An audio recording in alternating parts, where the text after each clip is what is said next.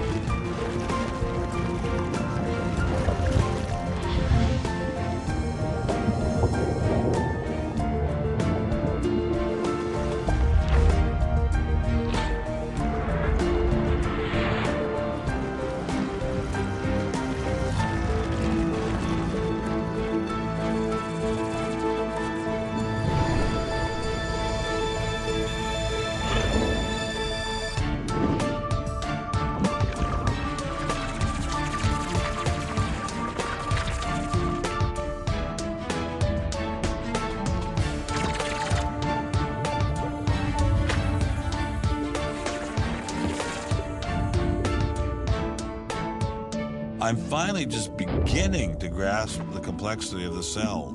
Are there systems within the cell that go well beyond Darwinian evolution? Some type of cellular technology that drives adaptation, replication, quality control, and repair?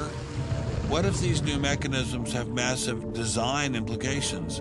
Well, I say, so be it. The cell really is like nothing we've ever seen in the physical world. That's got to be firmly grasped. That's not something we can just say, oh, well, it's just a little bit more of the same old, same old. It's not the same old, same old. We are finding is that there's information that's in the cell that cannot be accounted for in terms of these undirected material causes. So it has to be. And so there's some other, so there has to be an information source. So one of the key questions faced by modern biology is, where do you get information from? Well, Darwin assumed that the increase in information comes from natural selection. But natural selection reduces genetic information, and we know this from all the genetic population studies that we have. And where does the new genetic information going to come from? Well, that's the big question.